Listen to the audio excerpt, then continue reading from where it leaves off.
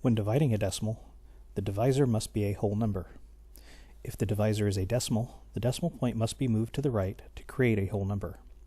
If the divisor's decimal point is moved to the right, the dividend must have its decimal point moved the same number of places to the right.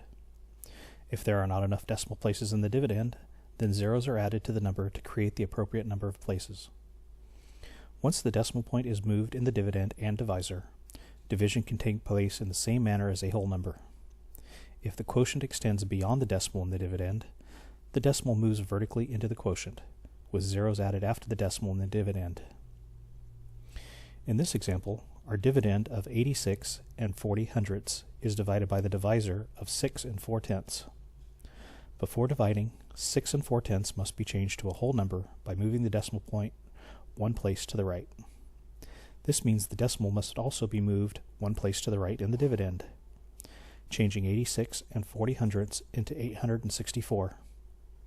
As we divide, we find that 64 goes into 864 13 times with 32 left over. We can add a 0 after the decimal point without changing the value of the number. The remainder of 32 becomes 320, which can be divided 64 by 64 5 times. The 5 is placed after the decimal in the solution since it is the product of a 0 added after the decimal.